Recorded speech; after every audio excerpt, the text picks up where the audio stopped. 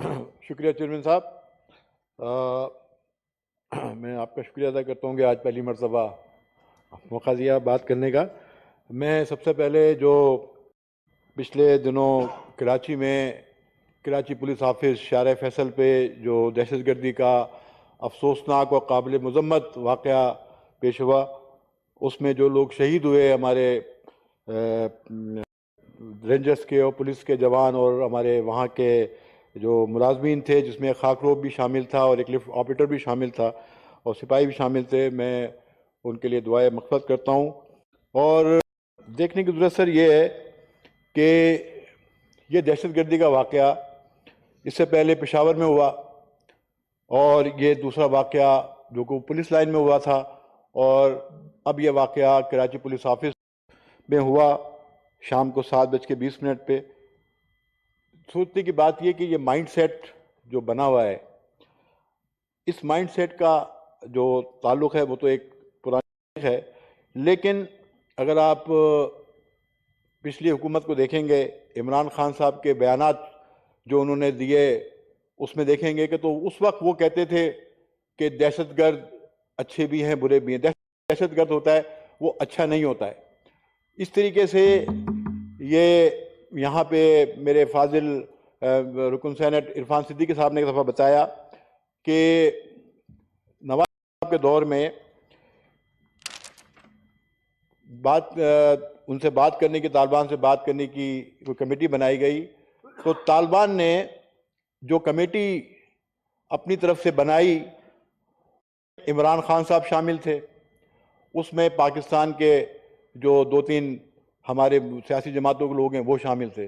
تو یہ ثابت ہوتا ہے کہ ان دہشت گردوں کو پشت بنائی اس پاکستان سے، اس سابق وزیر اعظم کی جانب سے دی جا رہی تھی، حوصلہ افزائی کی جا رہی تھی. تو جناب عالی، حکومت نے جب پشاور کا واقعہ ہوا تو اے پی سی کال کرنے کی بات ہوئی. اے پی سی کے لیے تمام جماعتوں سے رابطے کیے گئے. عمران خان سے آپ کی پارٹی سے بھی حکومتی وفد جا کے ملا، اس کو دعوت دی، لیکن افسوس کے ساتھ انہوں نے اس اے پی سی میں، جو کہ ایک قومی مسئلہ ہے، دہشت گردی ایک قومی مسئلہ ہے، ایک سنگین مسئلہ ہے، ہمارے لوگ متاثر ہیں، ہمارے صوبے متاثر ہیں، ہماری ملٹری فورسز نے ان کے خلاف بہت ایکشن کیا ہے، اپنی جانوں کے نذرانے بھی پیش کیے ہیں، لیکن شاید ان کو اس سلسلے میں کوئی نہیں تھا. آج بھی اے پی ایس کے میرے شہید طلباء، ان کے گھر والے آج بھی انصاف کے تقاضے کر رہے ہیں، انصاف مانگ رہے ہیں وہ، لیکن ان کو نہیں دیا گیا. دوستوں جناب چیئرمین کیجیے گا کہ تو یہ جو صورتحال ہے، اس وقت ایک نیشنل ایکشن پلان بنایا گیا 20 نکاتی. اس وقت ایپیکس کمیٹیوں کے کہا گیا کہ تمام صوبے اجلاس کریں گے. میں پوچھتا ہوں کہ صوبہ پختونخوا کی حکومت نے، پنجاب کی حکومت نے، بلوچستان کی حکومت نے کتنے اجلاس کیے؟ میں آپ کو دعوے سے کہتا ہوں کہ سندھ حکومت نے 20 سے زیادہ اجلاس کیے، اور مسلسل جو اپنی جو ہے وہ ایجنسیز کے ساتھ، پیراملٹری فورسز کے ساتھ وہ کوارڈینیشن میں رہی، اور ہم نے بھرپور کوشش کی کہ صوبہ سندھ کے اندر اس دہشت گردی کا خلا کما کرنے کے لیے ہر ممکن جو ہے وسائل بھی استعمال کیے جائیں اور ہر ممکن کوششیں بھی کی جائیں. لیکن میں افسوس کے ساتھ کہتا ہوں کہ نیشنل ایکشن پلان پہ اس کی روح کے مطابق عمل نہیں کیا گیا جس طریقے سے عمل یہاں کرنا چاہیے تھا. ایک تو سر میں اپنے آنریبل اسٹیٹ منسٹر کا شکریہ ادا کرتا ہوں کہ مردم شماری، جو کہ ایک بہت بڑا ایشو ہے صوبہ سندھ کا، کہ وہ جو ہماری قرارداد تھی انہوں نے وہ اسٹیٹنگ کمیٹی میں سے آپ اس کو ریفر کر دیا. لیکن سر بات یہ ہے کہ مردم شماری کی وجہ سے صوبہ سندھ بہت سے مسائل کا شکار ہے. 2017 کی مردم شماری میں صوبہ سندھ کے ساتھ انتہائی زیادتی کی گئی، اس کو کم کیا، جس کی وجہ سے ہمارے پر مسائل کا بہت بوجھ پڑا ہے. آپ کو معلوم ہے کہ پورے اپ کنٹری سے صوبہ سندھ میں آبادی کا جو جس طرح سے دباؤ ہے، میں یہ کہتا ہوں کہ روزانہ کی بنیاد پہ صوبہ سندھ دارالخلافہ کراچی شہر میں 2000 سے زائد لوگ جو ہیں وہ آتے ہیں اور وہاں رہائش پذیر ہوتے ہیں، اور اس کا جو بوجھ ہے وہ ظاہری بات ہے، پانی بھی استعمال ہوتا ہے، بجلی بھی استعمال ہوتی ہے، گیس بھی استعمال ہوتی ہے، وہاں کے ٹرانسپورٹ بھی استعمال ہوتی ہے، تو اس کا جو اثر ہے وہ صوبہ سندھ کے اوپر آتا ہے. تو ہم اسی لیے چاہ رہے تھے کہ اس جو قرارداد ہے ہماری، جس میں یہی ہے کہ ہم جو بھی لوگ وہاں آتے ہیں ان کو وہیں گنا جائے تاکہ ہمیں جو ہے اس کو صحیح طریقے سے وہاں اس کا حصہ بھی مل سکے.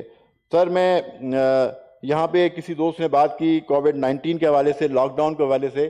جب کووڈ آیا تو اس وقت کے پرائم منسٹر عمران خان صاحب کہتے تھے کووڈ کوئی چیز نہیں ہے, یہ نزلہ اور انفلوئنزا ہے. صوبہ سندھ کی وہ واحد حکومت تھی جس نے اس کو سیریسلی ٹیک اپ کیا. اس کو جو اس کی روح کے مطابق جو صورتحال تھی اس کو وہاں لاک ڈاؤن بھی کیا, جس کی حکومت اس وقت مخالفت کرتی رہی. لیکن جب ان کی سمجھ میں آیا تو انہوں نے دیکھا کہ صوبہ سندھ کی حکومت نے صحیح اقدامات کیے تھے, لاک ڈاؤن صحیح کیے تھے, تو اس کو پھر ان کو اپنانا پڑا.